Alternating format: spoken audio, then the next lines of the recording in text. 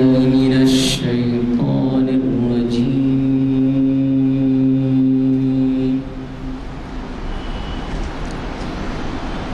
بسم الله الرحمن الرحيم.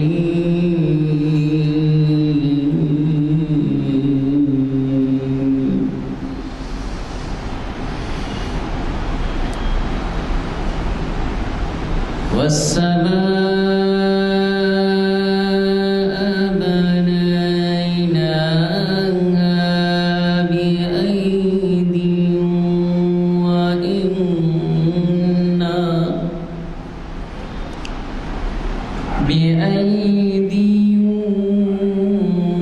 وإنا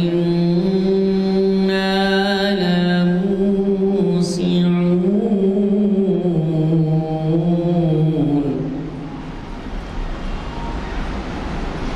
والأرض فرشناها فنعم الماهدون.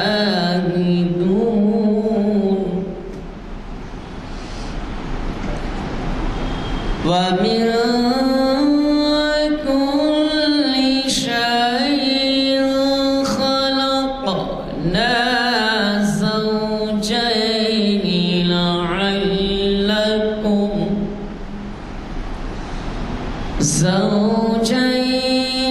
لعلكم تذكرون.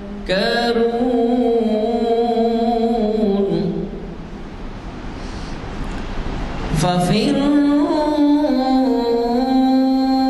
إلى الله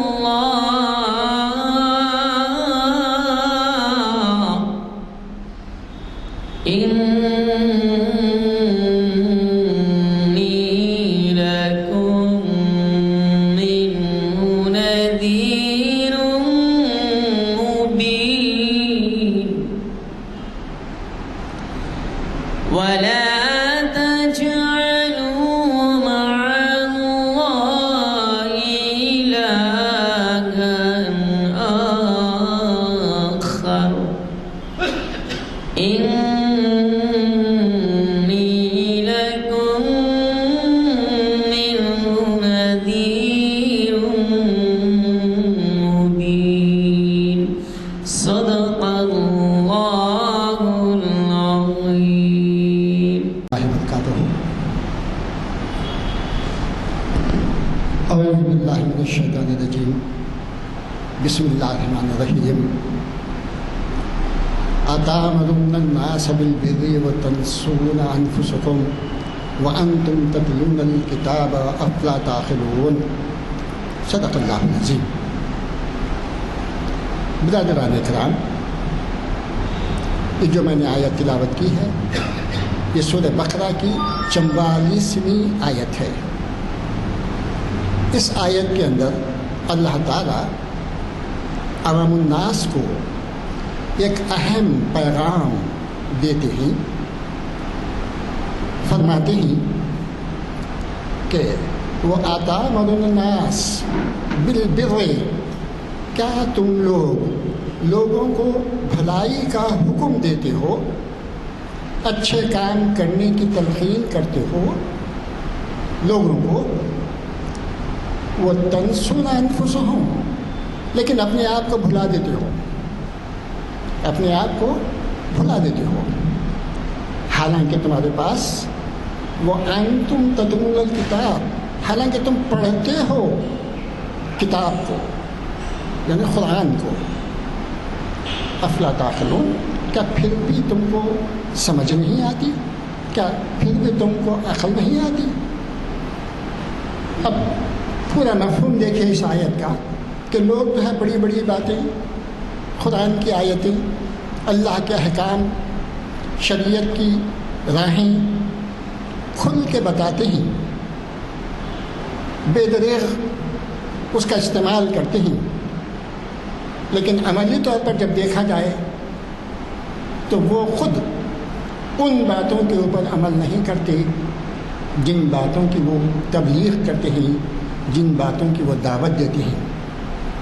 یہ تقریباً عام مرض ہے عام آدمیوں میں آپ اور ہم، اس کے علاوہ بڑے علم رکھنے والے عالم دین، سیاستدانوں کا تو ذکر ہی نہیں، لیکن جو اللہ کا خوف رکھنے والے، شریعت کے اعتبار سے اپنا وضاقطہ بنانے والے، دیکھنے میں وہ بہت ہی فارسا دکھائی دیتے ہیں، باتیں تو بڑی اچھی کرتے ہیں، قرآن کے احکام کے مطابق، شریعت کے مطابق حق و باطل کا فرق بھی بتاتے ہیں، لیکن وہ باتیں جو بتاتے ہیں، جن باتوں کی وہ تبلیغ کرتے ہیں، خود ان کی جب باری آ جاتی ہے تو وہ اس کو بھلا بیٹھتے ہیں، اس کے اوپر عمل نہیں کرتے۔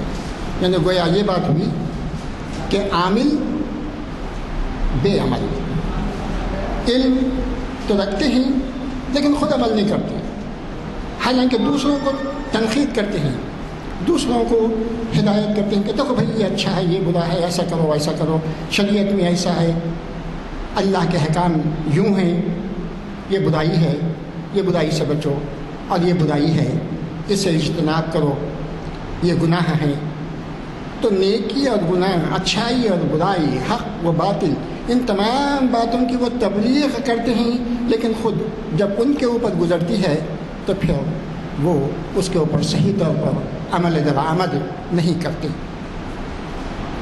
اور یہی وجہ ہے کہ اب آج کل جو لوگ مسلمانوں پہ تنقید کرتے ہیں وہ یہی کہتے ہیں کہ اگر مسلمان ایسے ہیں ویسے ہیں، یہ سب اسی وجہ سے ہے کہ ہم قرآن کو پڑھتے ہیں، قرآن کی باتوں کو، احکام کو ہم مانتے ہیں، جانتے ہیں، تبلیغ بھی کرتے ہیں، لیکن اس کے اوپر عمل ہی نہیں کرتے۔ تو اس لیے علماء یہ کہتے ہیں کہ بھائی اسلام کے اوپر انگلی اٹھانے سے پہلے یہ دیکھو کہ اسلام کیا کہتا ہے، مسلمانوں کو مت دیکھو۔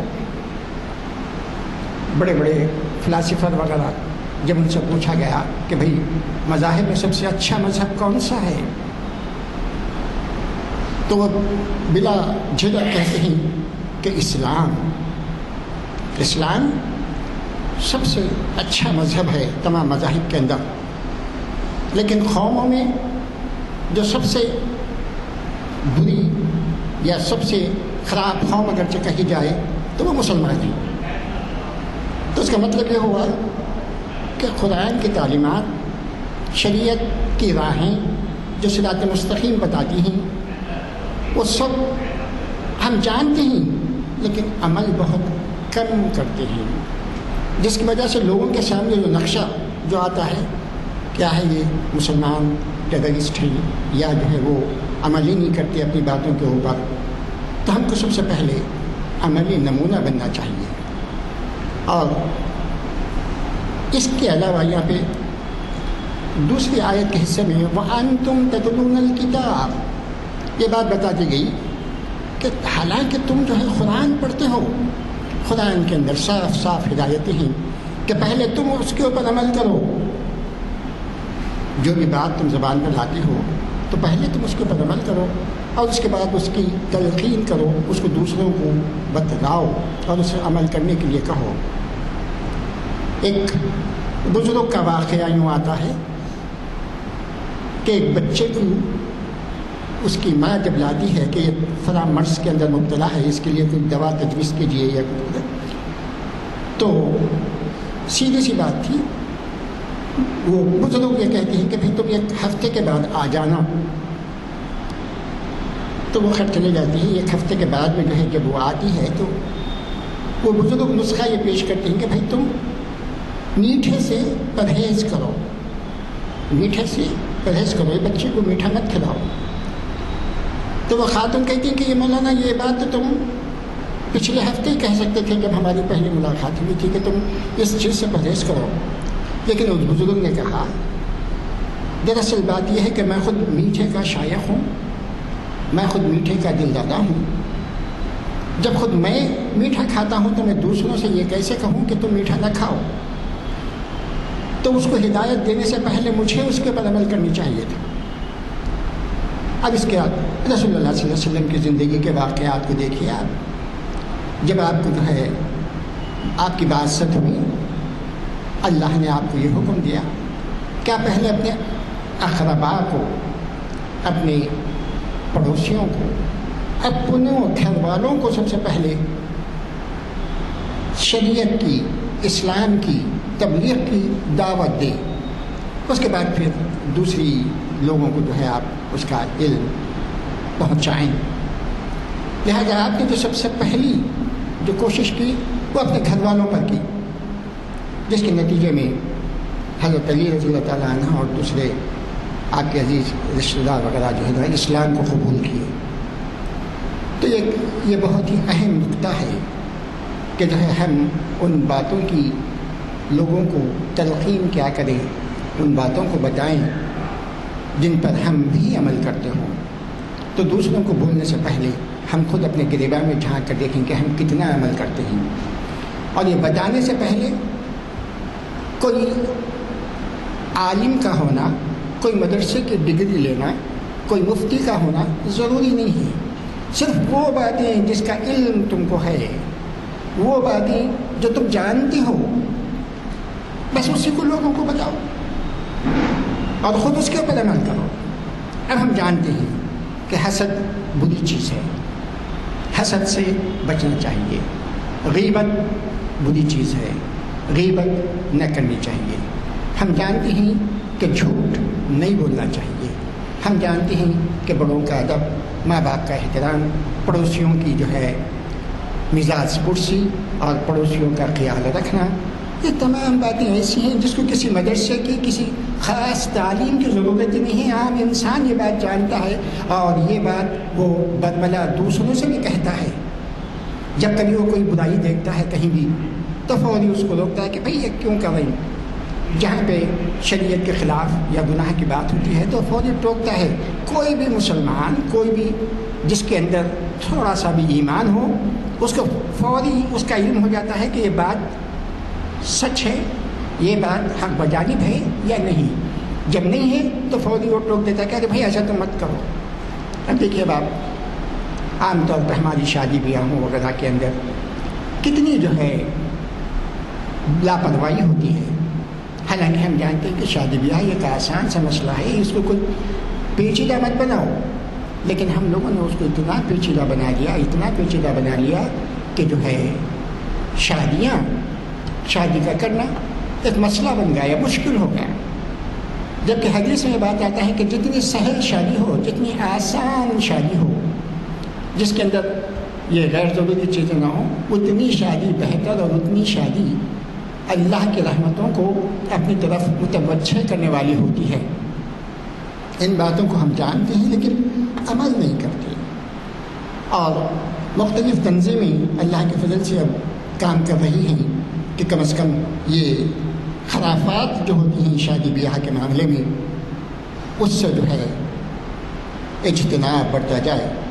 لیکن پھر بھی ہے کہ جو ہے ہم لوگوں میں وہ شعور پیدا نہیں ہوا کہ ہم اسلام کی، حق و باطل کی صحیح تصویر لوگوں کے سامنے رکھ سکیں۔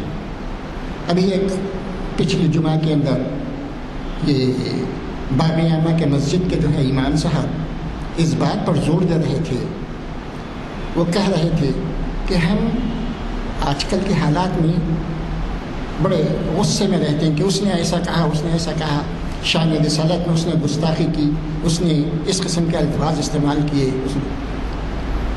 تو ان کا کہنا ہے، بلکہ عام مسلمانوں کی ذہن میں یہ بات آتی ہے کہ بھائی اتنا موقع تم دیے کیوں؟ اگر تم رسول اللہ صلی اللہ علیہ وسلم کی عملی زندگی کی اپنا لیا ہوتا ہر مومن بندہ، ہر مسلمان، تو کسی کی ضرورت نہیں ہو سکتی کہ جو ہے وہ اس کے اوپر تنقید کرے۔ پھر بھی انہوں نے ایک پرپوزل رکھا کہ بھائی اس کے لیے اب ہم کس کس کا جواب دیں؟ دلی میں کوئی کہتا ہے، حیدرآباد میں کوئی کہتا ہے، کل کی بات ہے کشمیر میں کوئی گستاخی کی ہے۔ یہ ابتدا سے یہ بات چلی آ رہی ہے، یہ ابھی کی بات نہیں ہے۔ رسول اللہ صلی اللہ علیہ وسلم کے زمانے میں بھی آپ پر تنقیدیں ہوا کرتی تھیں، آپ کو جو ہے سب و شتم کیا جاتا تھا، کہا جاتا تھا، یہاں تک کہ آپ کے اوپر کچرا بھی پھینکا جاتا تھا، راہوں میں کانٹے بچھائے جاتے تھے۔ لیکن اس کے باوجود آپ صبر و تحمل سے ان تمام چیزوں کو برداشت کرتے ہوئے وہ اس کا عملی اخلاقی بہترین مظاہرہ کیا کرتے تھے. جیسے ایک بوڑھی عورت ہمیشہ آپ کی راہ میں کانٹے بچھایا کرتی تھی، کچرا پھینکا کرتی تھی، آپ کو برا بھلا کہا کرتی تھی، لیکن ایک دن دوسرے دن وہ حرکت نہیں کر پائی، وہ ویسا نہیں کی. تو آپ نے دریافت کیا کہ وہ بوڑھی کہاں گئی؟ وہ بوڑھی جو ہے، جو میرے راستے میں رکاوٹیں اور جو ہے کچرا پھینکا کرتی تھی، وہ معلوم ہوا کہ وہ جو ہے بیمار ہے. تو آپ رسول اللہ صلی اللہ علیہ وسلم جیسے ہی علم ہوا فوری اس کے گھر جاتے ہیں اور جا کے جو ہے اس کی مزاج پرسی کرتے ہیں، کہتے ہیں کہ اب کیسی ہے طبیعت تمہاری وغیرہ، جیسے مزاج پرسی کے الفاظ ہیں وہ کہتے ہیں. تو وہ اتنی متاثر ہوتی ہے کہ میں روزانہ تمہارے لیے جو ہے برا بھلا کہتی ہوں، راستے کی رکاوٹ بنتی ہوں، لیکن پھر بھی آج آپ آ کے مجھ سے جو ہے یہ بات کہہ رہے ہیں. تو آپ نے کہا کہ یہ میرا فرض ہے. تو صرف آپ کے اخلاق کو دیکھ کے وہ ایمان لے آتی ہے. تو ہمارے لیے ہر آدمی کو چاہیے کہ ایسا نمونہ بنے. ایک بار حضور اکرم صلی اللہ علیہ وسلم ایک راہ سے گزر رہے تھے. آپ کا معمول تھا کہ وہ پنجوں کے بل ہمیشہ تیز تیز قدم سے آگے چلا کرتے تھے. لیکن اس دن انہوں نے یہ دیکھا، صحابہ نے یہ دیکھا کہ رسول اللہ صلی اللہ علیہ وسلم آہستگی سے چل رہے ہیں. تو اس راہ گزر کے بعد رسول اللہ علیہ وسلم سے صحابہ نے دریافت کیا کہ یا رسول اللہ صلی اللہ علیہ وسلم آپ غیر معمولی طور پر دھیمی رفتار سے چل رہے تھے، کیا وجہ ہے، کیا بات ہے؟ ان لوگوں کا بڑا اشتیاق رہا کرتا تھا صحابہ کرام کو کہ آپ کی تھوڑی سی بھی حرکت کے اوپر آپ لوگ ان کی نگاہ دیتی تھی اور دریافت کرتے تھے، اور رسول اللہ صلی اللہ علیہ وسلم اس کو خاطر خواہ جواب دے کے صحیح رہنمائی اور صحیح جو ہے باتوں کو کی تربیت دیا کرتے تھے. تو جب آپ سے دریافت کیا گیا کہ آپ کے آج آہستہ آہستہ چلنے کی کیا وجہ ہے، تو آپ نے فرمایا کہ وہ جو جلوس یا وہ جو جنازہ جا رہا تھا اس کے اندر ایک یہودی بوڑھا شخص تھا، اور وہ بوڑھا شخص اپنی طبعی کمزوری کی بنا پر آہستہ آہستہ چل رہا تھا. تو میں یہ پسند نہیں کیا کہ میں تیز تیز قدم سے اس سے آگے بڑھ جاؤں اور اس پر سبقت لے جاؤں. لہٰذا میں نے اپنی رفتار کو دھیمی کر دی تاکہ اس یہودی کے دل میں یہ بات نہ آئے کہ میں بھی جوان ہوتا یا میں بھی طاقتور ہوتا تو تیز تیز آگے چلتا.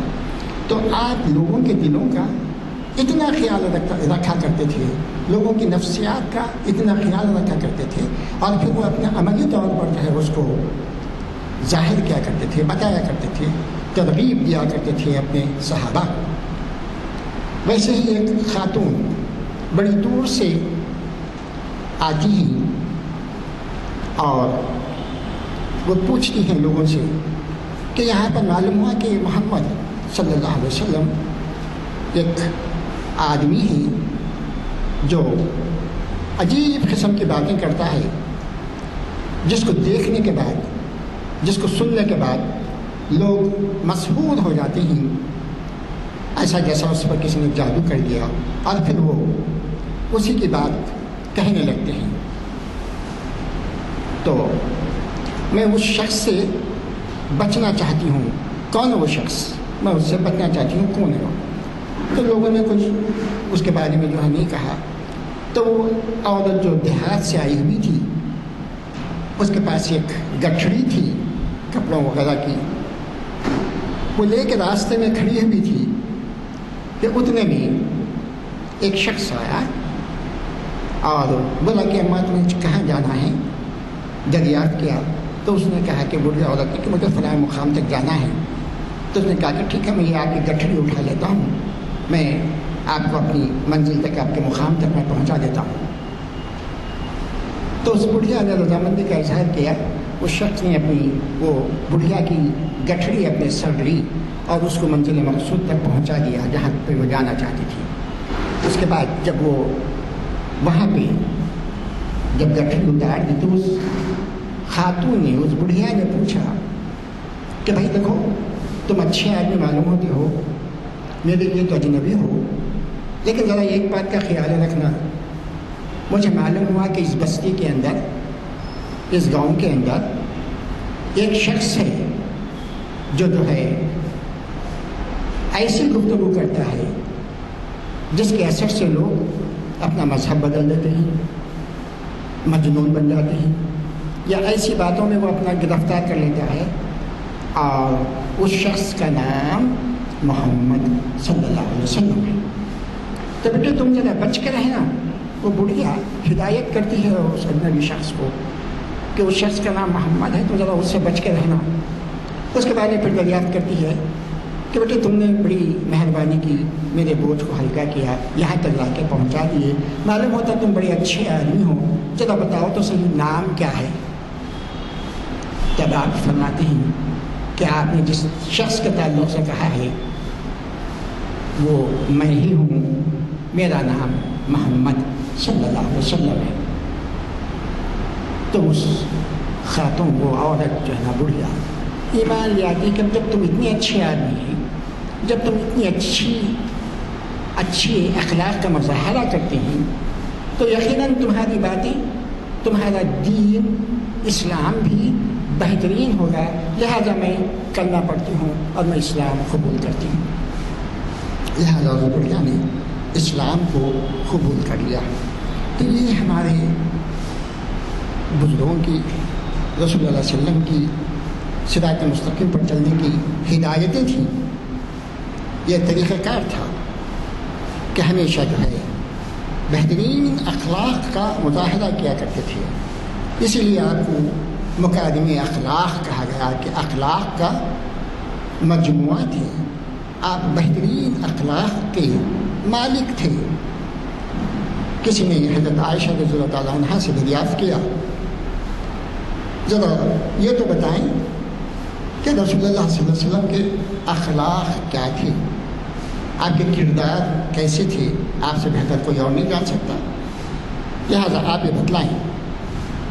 تو حضرت عائشہ رضی اللہ تعالیٰ عنہ نے جواب دیا، کیا آپ نے قرآن نہیں پڑھا؟ بس قرآن کی ہو بہو تصویر عملی طور پر رسول اللہ صلی اللہ علیہ وسلم کے اخلاق میں، آپ کے کردار میں ملتی ہے۔ تو گیا قرآن شریف ہم کو ہر لمحہ، ہر وقت، ہر قسم کے حالات کی اور ہر شخص کی کیفیت کے مطابق جواب دیتی ہے، اس کا حل رکھتی ہے، بشرطے کہ ہم اس دانا و بینا اس سے جو ہے ہم قرآن کی آیتوں کو پڑھیں، پھر سیرت النبی کا مطالعہ کریں اور اس کو ہم جو ہے دیکھیں، تو یقیناً ہم کو جو ہے یہ تمام باتیں جو ہیں ہم کو تفصیل سے ملتی ہیں۔ اسی لیے اس آیت کے اندر جس کی میں نے ابھی تلاوت کی ہے، جو سورہ بقرہ کی 44ویں آیت ہے، خاص طور پہ کہا گیا کہ وَأَنْتُمْ، کہ تم، حالانکہ تم کتاب پڑھتے ہو، تَتْلُونَ الْكِتَابَ، حالانکہ تم کتاب پڑھتے ہو، تب دیکھیے اب ہم کتاب پڑھتے ہیں، قرآن شریف کو ہم جو ہے بڑے عزت اور احترام سے چھوتے ہیں، لیکن کبھی اس کے کنٹینٹس کو، کبھی اس کے پیغام کو پڑھنے، سمجھنے، اس پر عمل کرنے اور پھر اس کو دوسروں تک پہنچانے کی کبھی کوشش کی ہے؟ یہ بات ہمارے لیے، ہمارے جتنے بھی حکمران تھے وہ لوگوں نے بھی تبلیغ کا صحیح حق شاید ادا نہیں کیا، اور ہم لوگ بھی اتنے لاپرواہ ہیں کہ اپنے پڑوسی میں جو غیر مسلم ہیں صحیح پیغام ہم دینے سے رہے، برخلاف اس کے ہم جو ہے اپنے اخلاق کا بدترین مظاہرہ کرتے ہیں، اپنے اخلاق کا جو ہے شریعت کے خلاف اظہار کرتے ہیں، جس کی وجہ سے دوسری قوم کے لوگ بھی متنفر ہو جاتے ہیں، نہ صرف مسلمانوں کے بلکہ اسلام سے بھی۔ اب تو یہاں تک بات آ چکی ہے کہ 2 دن پہلے ہائی کورٹ کے اندر بار ایسوسیشن کے سامنے چند لوگ جمع تھے، جس کے اندر صحافی اور جو ہے دوسرے لوگ اور وہ ایک ملعون کی وکالت کرنے کے لیے آئے تھے، ان کے وکلا تھے وہ چند آدمی۔ اب اس کے اندر ایک صاحب جو ہے خمیس پاجامے کے اوپر وہاں پہ جو ہے پہنچے، وہاں کے لوگوں نے مشتبہ نگاہ سے ان کو دیکھا اور کہا کہ یہ شخص جو خمیس پاجامے پہ ہے مشتبہ ہے، لہذا پولیس کو اطلاع دی گئی، پولیس آ کے اس کو پکڑی، اس کے بعد یہ دریافت کیا کہ بھائی تم کون ہو یا کیوں آئے؟ تو اس نے کہا کہ بھائی میں اوقاف کا ملازم ہوں۔ دیکھیے آپ بات کہاں تک آ پہنچی ہے، میں اوقاف کا ملازم ہوں، میرے لائزن آفیسر جو ہے یہاں پہ آئے ہوئے ہیں، لہٰذا میں ان کے ساتھ آیا۔ تو پولیس نے تحقیق کی اور اس کو صحیح پایا، خاموشی اختیار کی گئی۔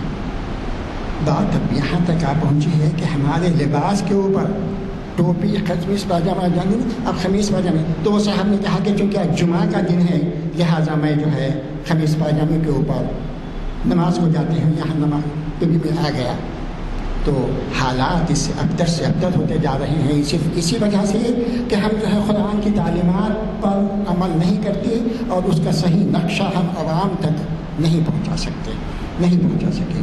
اب آئیے آج کے جو ہے ہمارے عنوان کے مطابق، جس کی وجہ آج جو ہے شریعت انفارمیشن کی 863ویں نشست ہے اور اس کو الحمدللہ ہمیشہ کی طرح جامع مسجد عالیہ گن فاؤنڈری میں بعد نماز عصر کے منعقد ہو رہی ہے۔ آج 29 اگست ہے اور آج ہمارے جانے پہچانے مقرر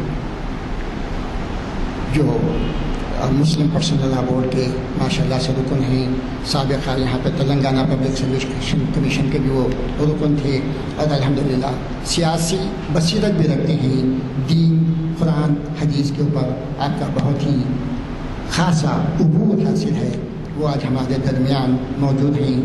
آپ ڈاکٹر متین خادر صاحب، ڈاکٹر محمد متین الدین خادر صاحب، اور ان کا آج کا عنوان ہے ماہ سفر کے اعمال اسلامی روشنی میں، شریعت کی روشنی میں۔ میں ان سے گزارش کرتا ہوں کہ وہ تشریف لائیں اور اپنے خیالات سے محظوظ فرمائیں۔ رحمۃ اللہ وبرکاتہ۔ اعوذ باللہ من الشیطان الرجیم، بسم اللہ الرحمن الرحیم، الحمد للہ رب العالمین، الصلاة والسلام علی رسولہ النبی الکریم وعلی آلہ واصحابہ اجمعین، اما بعد۔ عن ابی ہریرہ رضی اللہ تعالیٰ عنہ قال النبی صلی اللہ علیہ وسلم لا ادوى ولا سفر ولا حامہ، متفق علیہ۔ محترم سامعین عظام، میں نے ایک حدیث پاک کی تلاوت کی سعادت حاصل کی، جس کو روایت کیا تو ابو ہریرہ رضی اللہ تعالیٰ عنہ نے کہ نبی کریم صلی اللہ علیہ وسلم نے ارشاد فرمایا لا ادواہ، کوئی بیماری متعدی نہیں ہو سکتی، کسی کے پاس بیٹھ گیا تو یہ بیماری لگ گئی بولنے کی ضرورت نہیں ہے۔ پھر فرمایا ولا سفر، سفر کوئی چیز نہیں ہے، ماہ سفر، ولا حامہ، اور نہ ہی الو کوئی چیز ہے۔ 3 باتیں اس میں آئیں، ایک روایت میں 5 باتیں۔ یہ اس کا پس منظر اور موجودہ زمانے میں سفر میں ہونے والے اعمال، اس پہ بھی تھوڑی سی گفتگو کرنے کی سعادت حاصل کروں گا، کوشش کروں گا۔ اللہ تعالیٰ سے دعا ہے کہ اللہ تعالیٰ توفیق کا معاملہ فرمائے، عنایت و کرم فضل کا معاملہ فرمائے۔ مشرق جو سوسائٹی ہوتی ہے، مشرق جو ماحول اور معاشرہ ہوتا ہے، وہاں رسم و رواج کے ساتھ ساتھ توہمات کا مجمع ان کی زندگیوں میں آ جاتا ہے، توہم پرستی جس کو ہم کہتے ہیں۔ اور جو ہے عرب بالخصوص وہ علاقہ جس میں نبی کریم صلی اللہ علیہ وسلم کی ولادت کی باسعادت ہوئی، وہ تو جو ہے شرک کا دنیا میں سب سے بڑا مقام اڈا بنا ہوا تھا۔ وہ مکان، وہ گھر جو ایک الہ واحد کی عبادت کے لیے حضرت ابراہیم علیہ السلام نے اپنے صاحبزادے حضرت اسماعیل علیہ السلام کو لے کر تعمیر کیا گیا تھا، سب سے زیادہ بت کہیں تھے تو وہیں 360 بت لا کر رکھ دیے گئے تھے اس میں، اس کے اطراف وہ مرکز بنا ہوا تھا شرک کا۔ ظاہر ہے میں نے پہلے اپنی گفتگو کے آغاز میں آپ کو بتایا کہ جو مشرک معاشرہ ہوتا ہے اس میں توہمات بہت زیادہ ہوتی ہیں، توہم پرستی بھی انتہا کو اس معاشرے میں پہنچی ہوئی تھی، اور یہ ماہ کے نام عربوں میں پہلے سے تھے، یہ نام بعد میں دیے گئے نہیں، پہلے سے نام تھے۔ سفر کا نام پہلے سے تھا، ربیع الاول ربیع ثانی کا نام پہلے سے تھا۔ سفر کے مہینے کو میں نحوست عرب سمجھتے تھے پہلے سے، اور سفر کے مہینے میں سفر کرنے سے ڈرتے تھے، سمجھتے تھے کہ نقصان ہو جائے گا کچھ، اور بھی بہت سارے ان کے وہم و گمان اور ان کے خیالات تھے ماہ سفر کے بارے میں۔ محترم حاضرین اکرام، اس کے علاوہ ستارہ پرستش، اسٹارز کی عبادت کرنا، اور تاروں کے بارے میں یہ گمان کرتے یہ تارہ نکلے گا تو بیماری آئیں گی، یہ تارہ نکلے گا تو بیماری آ جائیں گی، یہ تارہ نکلے گا تو نفع ہوگا، یہ تارہ نکلے گا تو نقصان ہوگا۔ یہ غلط گمراہ کن عقائد، نظریات ان کے ذہنوں میں بیٹھ چکے تھے۔ نبی کریم صلی اللہ علیہ وسلم نے دیکھا کہ ان میں ایک اور بیماری ہے، کسی بیمار کے قریب جاتے اور وہ بیماری اس کو لگتی تو بولتے اس سے لگ گئی۔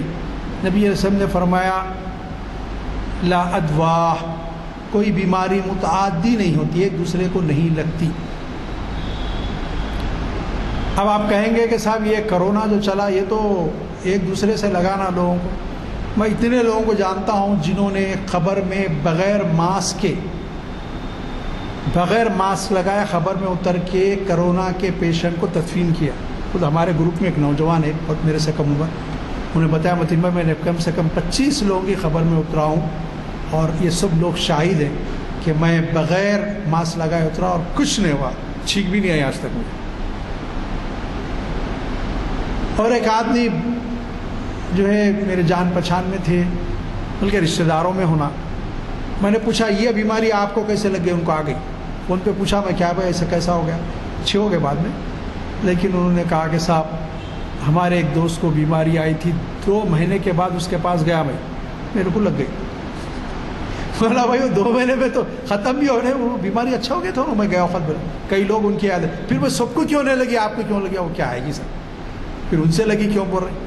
تو اس لیے نبی کریم سے فرمایا اللہ ادوا، کوئی بیماری متعدی نہیں ہوتی۔ سب پھر یہ اپن ڈسٹینس، یہ احتیاطی تدابیر تھی جو ہم کر رہے تھے، احتیاط کرنا، بیماری آنا آئیں گی۔ ایک صاحب کو بیماری آئی، میں پوچھا تو انہوں نے بولے میں گھر کے باہر نہیں نکلا متین صاحب۔ پھر کیسا آ گئی بھی؟ کوئی بچوں کو نہیں، کوئی بچوں کو نہیں، ہماری اہلیہ کو نہیں، کسی کو نہیں بھائی، میں تو کوئی آیا تو مل رہا بھی نہیں تھا، گھر والے بچے مل کے بڑھا دے رہے تھے، پھر کہاں سے آگے ان کے لیے بیماری؟ تو یہ یقین رکھنا کہ نبی کریم صلی اللہ علیہ وسلم کا فرمان بالکل سچا اور صادق ہے، اور اس میں صدق ہے، اس میں کوئی بات ایسی نہیں کہ جو غلط ہو سکتی ہے، کوئی بیماری متعدی نہیں ہوتی۔ عزیزان گرامی، ولا سفرہ، یہ سفر کی جو نحوست ہے سمجھاتی کوئی چیز نہیں، ولا حامہ، اور الو، اب یہاں تو ایک نام لیا گیا، اسی طرح سارے پرند اور سارے جانوروں کے بارے میں تصور کرنا کہ اس سے یہ ہوتا ہے، جیسے مثال کے طور پہ عام طور پہ مشہور ہے بلی راستہ کاٹی تو واپس، کالی بلی نکلے باہر نظر آ گئی تو گھر میں آ جاؤ، توہمات ہے، حقیقت سے کیا تعلق ہے؟ چیل آ کے بڑھ گئی تو یہ ہوتا، کوا پکارا تو یہ ہوتا، الو پکارا تو ڈینجر ہے، رات میں کتے پکار رہی، او خود مر جاتے کہ میاں کتے پکار رہے، بولتے بڑے گبیا۔ میں نے دیکھا بے شمار کتے رات میں لڑ کے پکارے، کوئی نہیں مرا ہمارے محلے میں۔ تو یہ آپ کی موت، آپ کی بیماری تاروں کی وجہ سے، جانوروں کی وجہ سے، پرندوں کی وجہ سے، کیا یہ توہمات ہے اور یہ شرک کے تک لے جاتی ہے۔ یہ بات ذہن میں رکھیں. ایمان مفصل میں ہم پڑھتے ہیں آمنت باللہ و ملائکتہ و کتبہ و رسلہ لا نفرق بین احد آمنت باللہ و ملائکتہ و کتبہ و رسلہ والیوم الآخر والقدر خیرہ و شرہ من اللہ تعالی. تقدیر کی اچھائی اور برائی جو کچھ ہوتا ہے اچھا بھی برا بھی من جانب اللہ. یہ ایمان ہے. تو جانوروں کا پکارنا، جانوروں کا آ جانا، اس قسم کی بات کرنا بھی گمراہ عقائد ہے.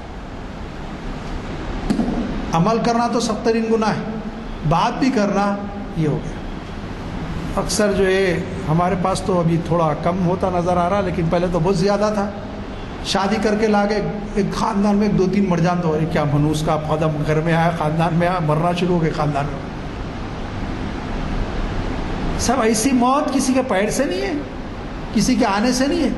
پورا دن آج افلاس میں گیا، اس کی افلاسی کی صورت دیکھا تھا. بولے صورت اللہ بنائی، اس کی صورت افلاسی کیسی ہو گئی. بہت برا دن تھا. بولے اللہ نے فرمایا زمانے کو برا مت کہو، زمانہ میں خود ہوں. اس میں دن، زمانے میں دن بھی شامل، مہینے بھی شامل، سال بھی شامل. مہینہ بھی کوئی برا نہیں بول سکتے، سفر کو برا نہیں بولا جا سکتا. میں بھی سفر پہ آیا نہیں، ابھی تو حامہ پہ چل رہا ہوں میں. تو یہ کہ جو ہے الو گھر پہ آ کے بڑھ گیا، نحوست آ گئی، وہ کچھ نہیں کر سکتے. کسی جانور کے آنے سے، جانور کے دکھنے سے، پرندے کے آنے سے، پرندے کے پکارنے سے کوئی اثر ہونے والا نہیں ہے. توہمات ہیں پوری، اور یہ توہمات ایمان سے ہٹا کر شرک کی طرف لے جاتی ہے. شیطان کو تو راستہ چاہیے کہیں سے گھسنے آپ کے پاس، وہ راستے بناتا ہے تاکہ جو ہے آپ کے پاس قریب ہو، پھر آپ کو گمراہ کر دے. عزیزان گرامی، یہ مشرک معاشرے کے اثرات تھے. آپ کہہ سکتے صاحب آپ پہلے گئے مشرک معاشرے کے ساتھ. پھر یہ مسلمانوں میں سفر کے بارے میں اور سفر کے مہینے کے بارے میں اور 13 تیزی کے بارے میں، اس کی 13 تاریخ ہے، اس کے بارے میں یہ گمراہ کن نظریات اور ان گمراہ خیالات پر، افکار پر بعض جگہ تو عقیدہ بن گیا، اس پر عمل کرنا ہی کیسے مسلمان. اصل میں یہ ہوتا ہے کہ صحبت کا اثر ہوتا ہے. دوسروں کی چیزیں ہمارے پاس آ گئی، ایمان جب کمزور ہونا شروع ہوتا ہے تو اس قسم کے نظریات اور عقائد پیدا ہوتے ہیں اور انسان مسلمان گمراہ ہونا شروع ہو جاتے ہیں. ہمارے پاس آ گئے. سفر کے مہینے میں سفر نہیں کرتے ابھی بہت سارے، نہیں بھی سفر کا مہینہ نہیں کرتے. پوچھو کیوں؟ بلایات اور بخارات آتے ہیں. ایک صاحب نے کہا ایسے بھائی بلایات کہاں سے آتے ہیں؟ آنا ہے تو کسی مہینے میں. اکثر ابھی تو ہونے لگی ہیں، لیکن اکثر پہلے شادی بھی نہیں کرتے تھے سفر میں. پوچھو بڈھیوں سے کیوں نہیں کرتے، بڑے بڈھیوں سے اولاد نہیں ہوتی. وجہ ذرا ان سے پوچھیے کتنے لاولد جوڑے جو سفر سے ہٹ کے مہینے میں شادی کیے، پھر وہ مہینوں میں کیا ہو گیا کہ انہیں بھی اولاد ان کو. اور کتنے ایسے لوگ ہیں جنہوں نے سفر میں شادی کی، ان کو اولاد بھی. یہ تو عقیدہ اتنا خطرناک ہے، ایمان سے ہٹا دینے والا ہے. نبی کریم صلی اللہ علیہ وسلم نے جب دیکھا کہ سفر میں یہ لوگ جو ہے اتنا سفر کے بارے میں غلط خیالات رکھتے، تو آپ نے بی بی زینب ام المومن بی بی زینب رضی اللہ تعالیٰ سے آپ حضور نے عقد فرمایا سفر کے مہینے میں. نبی کریم صلی اللہ علیہ وسلم کی ایک زوجہ محترمہ کا عقد نبی صلی اللہ علیہ وسلم سے کب سے مہینے میں ہوا؟ سفر کے مہینے میں. تاریخ شاہد اس بار. اب آئیے احادیث کی کتابوں میں بھی آتا ہے خاتون جنت، وہ جنت کی سردار خاتون نبی کریم صلی اللہ علیہ وسلم کی لخت جگر چہیتی صاحبزادی حضرت بی بی فاطمۃ الزہرا رضی اللہ تعالیٰ عنہ کا عقد حضرت علی رضی اللہ تعالیٰ عنہ جو شیر خدا ہے اسد اللہ، ان کے ساتھ سفر کے مہینے میں ہوا. اور نہ صرف اولاد پیدا ہوئی بلکہ کوئی اولاد ایسی لا کے بتا دے جو حسن حسین اور زینب کی طرح ہو رضی اللہ عنہ. لا کے بتائے سفر کے مہینے میں عقد ہوا تھا. اس پہ تو سارے محدثین کا، سارے تاریخ دانوں کی کتابیں دونوں کا عقد سفر کے مہینے میں ہوا. انہوں نے سال بھی بتا دیا کہ ہجرت کے پہلے سال 1 ہجرہ میں عقد ہوا. آپ دیکھیے تو یہ غلط خیالات یہ گمراہ کن نظریات ماہ سفر کے بارے میں بہت خطرناک ہے، جو ہم کو ایمان سے ہٹا دیں گے۔ ایک مومن کا عقیدہ یہ کہ لا نافع الا اللہ لا ضار الا اللہ، دنیا کی ہر چیز اللہ نے انسان کی خدمت کے لیے پیدا کی، ہر چیز۔ اب آپ کہہ سکتے صاحب جن بھی کھاتے پیتے بہت سارے چیزیں ہیں، ان کو سورج اور دن اور رات کی ضرورت نہیں ہے، وہ تو راتوں میں زیادہ گھومتے۔ ہم کو آرام کی بھی ضرورت ہے، ان کا معاملہ الگ ہے، وہ دن میں بھی آرام کرتے رات میں بھی آرام کرتے، دن میں بھی کام کرتے رات میں بھی کام کرتے، ان کے لیے دن اور رات کوئی، ہمارے لیے تو معلوم ہوا سورج کی گردش، سورج کی روشنی، زمین اور چاند کی گردش ہے، یہ بھی انسان کے لیے۔ اور ایک بات یاد رکھیے، انسان اشرف المخلوقات ہے، اس کے اثرات دوسروں کے اوپر ہوتے ہیں، دوسروں کے اثرات اس کے اوپر نہیں ہو سکتے۔ میں ایک مثال دیتا ہوں، سرکس میں شیروں کو ایک ہنٹر لے کے ایک آدمی دبلا پتلا ٹھہر کے نچاتے رہتا، 4-4 3 شیروں کو۔ کبھی آپ نے سنا کہ 10-12 شیر مل کے ایک انسان کو نچا رہے ہیں؟ پکڑ کے لگ جائے گا جنگل میں؟ نہیں۔ معلوم ہوا کہ انسان دوسروں کو ٹرین کر سکتا ہے، اپنی اثرات دوسروں میں ڈال سکتا ہے، دوسروں کے اثرات کو قبول کرنے کی اس کو ضرورت نہیں ہے، نہ اس پہ اثر ہوتا ہے دوسروں کا۔ یہ شف الحمد۔ مومن کا معاملہ تو بہت آگے کا ہے، وہ تو ہر وقت اپنے اللہ کی طرف لو لگایا رہتا ہے، اور کسی چیز کی فکر کچھ نہیں ہوتی، کچھ ہو تو کہتا ہے اللہ کی مشیت ہے،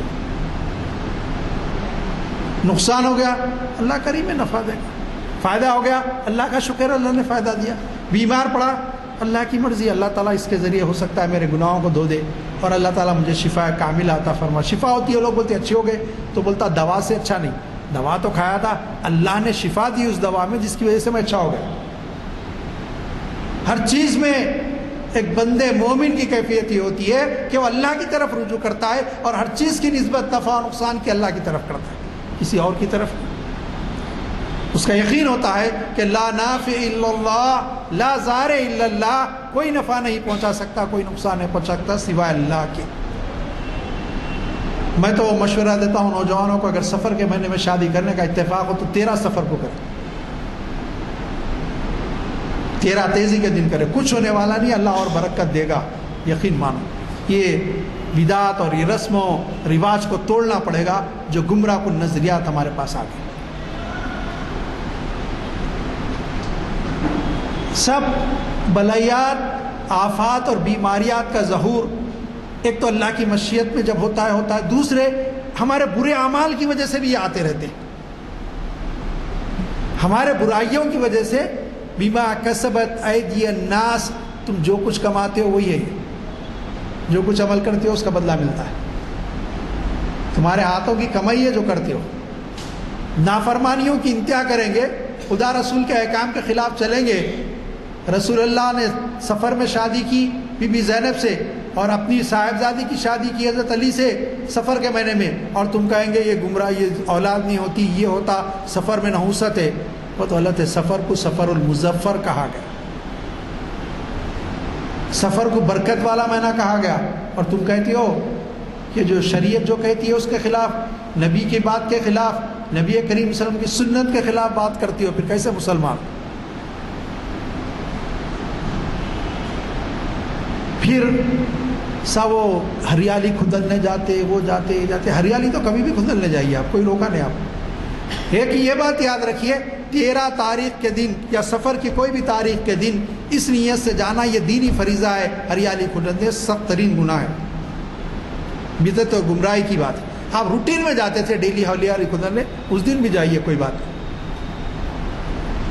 لیکن اس کو دین کا جز سمجھنا، اس کو تعلق عبادتوں سے جوڑنا، یہ بالکل گمراہ کن نظریات ہے، یہی بدعت اور گمراہی ہے، اور یہی دوزخ کے گڑھے میں لے جانے والی چیز ہے، ایمان سے ہٹا کر۔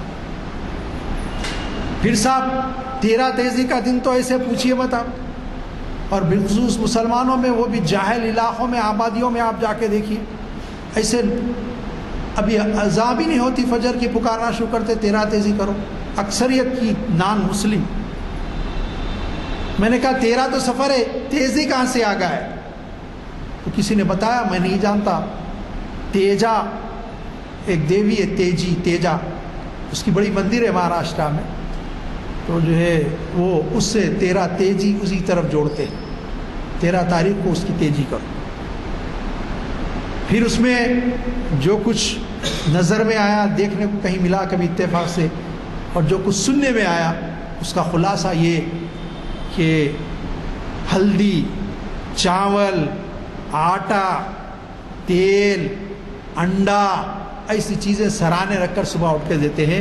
کوئی حدیث میں ہے نہ کسی اللہ کے ولی نے بتایا ہے یہ عمل کرنا چاہیے،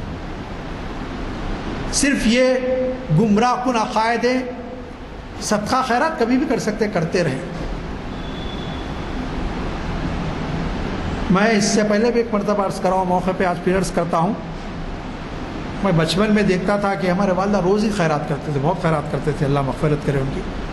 تو میرے کو ایک صاحب کہنے لگے کہ بھئی یہ گلی میں فقیروں کا اڈا ہے کہ آپ گلی میں جب دیکھو فقیر آتے رہتے، کوئی آیا تو ان کا یہ تھا کہ کچھ ہو، چھوڑے پیسے کیوں نہ، چلر کچھ نہ کچھ ان کو دے، خالی نہ بیٹھے۔ اب لوگوں کو معلوم ہے ناک کرے گیٹ پہ تو ملتا، دستک دیے تو آتے تھے۔ تو جب مجھے سمجھ آئے، میں لوگوں کو روکنے لگا، تو میں نے ایک دن والدہ سے گزارش کی کہ آپ 13 کے دن کچھ بھی نہ دیجیے، کم سے کم ظہر کی نماز تھی۔ پوچھے وہ کیوں بیٹا؟ میں نے کہا دیکھیے والد صاحب کی وجہ سے ہمارے محلے میں ہمارا گھر آئیڈیل سمجھا جاتا ہے، اور آپ دیں گے تو لوگ سمجھیں گے آپ 13 تیزی کرے اور یہ سب غلط کام کریں گے۔ نہیں بیٹے پیسے والا، آپ پیسے دیتے وہاں آپ کب کرتے ویسے کام، لیکن جو لوگ سمجھیں گے نا، لوگوں کیا معلوم آپ کیا دے رہے ہیں، ارے ان کے گھر میں فقیر گئے لے کے گئے، آج کہہ دیجئے جو بھی آئے معاف کریے، کوئی بچوں کو ڈھرا دیا گیا معاف کرو، آج معاف کرو، معاف، آج کیا بات ہے، نہیں دے رہے بولے، بولا ایک آدھا دن مت دیجیے، اس کے بعد کوئی آیا تو دیجیے، کل پھر دیجیے، وہ لوگ آئے تو کیا کرنا ہے۔ احتیاط، لوگ یہ نہ سمجھے کہ یہ 13 تیزی کر رہے ہیں قادری صاحب کے گھر والے، اور ہم کو بھی کرنا چاہیے، کرتے ہیں، احتیاط کرنا چاہیے۔ تو یہ گمراہ کن نظریات، یہ گمراہ کن عقائد، یہ جو ہے بہت خطرناک ہیں 13 تیزی کے بارے میں، اور اس میں بہت ساری باتیں مجھے بتائی جانتی، میں دیکھا تو نہیں، لیکن مجھے جو کچھ بتایا گیا کہ جو ہے وہ شرکیہ افعال پورے کیے جاتے ہیں، اور وہ چھوٹے چھوٹے گڑیاں ہوتی ہیں، اس میں چاول رکھ کے لاتے ہیں، اس میں چاول ڈالا جاتا ہے، اور کیا کیا کہ ان کو دیا جاتا ہے، یہ سوچ کے چیچک اور اس قسم کی بیماریاں نہیں آتی ہیں۔ یہ بہت غلط خیالات ہے، گمراہ کن، انڈے تیل رکھ کے دینا، اس قسم کے سرانے رکھ کے دینا، وہ بھی ایسا کچھ نہیں ہے، سب اس کا اسلام سے اور یہ اعمال سے کوئی تعلق نہیں۔ اس کے علاوہ اور بھی میں سنتے رہتا ہوں، اللہ عالم بہت سارے ایسے اعمال سفر میں کرتے ہیں جس کا دین سے، شریعت سے، اسلام سے کوئی تعلق نہیں ہے۔ ان سارے چیزوں سے، ان توہمات سے، ان گمراہ کن نظریات اور عقائد سے بچنا چاہیے۔ کئی گھر ٹوٹے اس واسطے ہے کہ شادی کر کے لانے کے بعد گھر میں بیمار پڑنے لگے، باوا اماں، ایک کے بعد ایک سلسلہ شروع ہوا۔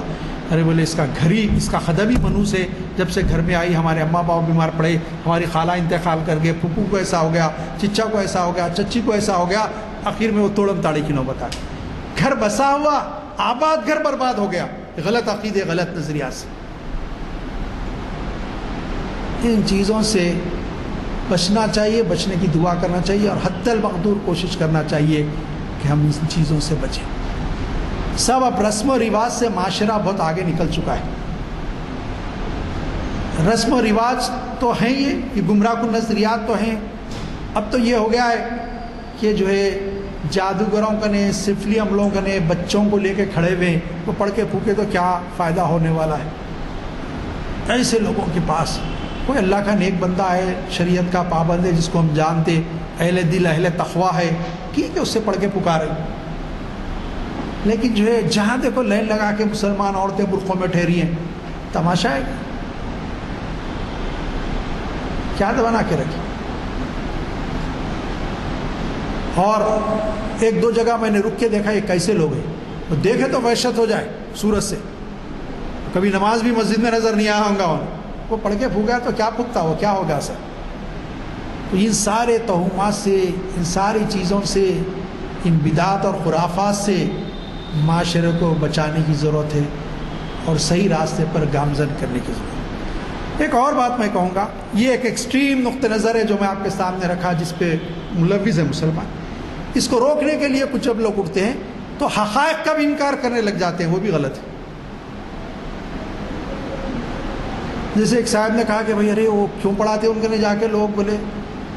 میں نے کہا کہ اللہ کا کلام پڑھ کے پھونکتے ہیں وہ تو نیک متقی لوگ ہیں, پھونکنے تک پیسے بھی نہیں لیتے, وہ بلا معاوضہ پھونکتے ہیں, آپ کا کیا جا رہا؟ نہیں یہ غلط ہے بولے اسلام سے. میں نے کہا اسلام کو پڑھا ہے آپ نے؟ خالی اصل میں قصہ یہ کہ اس چیز کو روکنے کے لیے وہ جو ہے ایسے چیزوں کو بھی روک دیتے ہیں جس کی وجہ جو اسلام میں جس کی گنجائش ہے, جس کا جواز بنتا ہے. اب میں یہ بھی جواز دیتا ہوں کیونکہ بعض وقت کوئی پوچھتے رہتا اور کئی اور بات کرے تو پھر ہر چیز کا جواز دینا پڑتا ہے لوگوں کو. ایک شخص تھا ابو عامر رافع مدینہ منورہ میں, یہ بچوں کو توریت اور وغیرہ سے کچھ پڑھ کے پھونکتا تھا, شفا ہوتی تھی. وہ جو ہے بڑا عالم تھا. نبی کریم صلی اللہ علیہ وسلم مکے سے ہجرت کر کے مدینہ منورہ آگے کوئی آنے نہیں لگے اس کو بچوں کو لے کے پڑھانے. تو اس نے پوچھا کیا بات ہے خواتین کو کیوں نہیں آتی؟ تو کہا اب تو اللہ کے نبی آ چکے, تیرے پاس آنا کیا ہے؟ اس کو آپ سے نفرت اور عداوت پیدا ہوئی اور وہ منافق بن گیا. تو بولے کہاں پھونکاتے ہو؟ تو کہ اللہ کے نبی صلی اللہ علیہ وسلم پڑھ کے دم کرتے ہیں ہمارے بچوں کو. یہ تو جواز ہے, اس کو بھی غلط بولنا. ایکسٹریم نقطۂ نظر دوسرا بھی ہے, جو چیزوں شریعت میں اس کے بھی انکار کر جانا یہ بھی تھوڑا مناسب نہیں ہے. لیکن بہرحال گمراہ کن نظریات, افکار, عقائد, توہمات, بدعات, رسم و رواج, ان چیزوں سے مسلم معاشرے کو بچانا وقت کی ضرورت ہے اور بچنے کی کوشش کرنا چاہیے.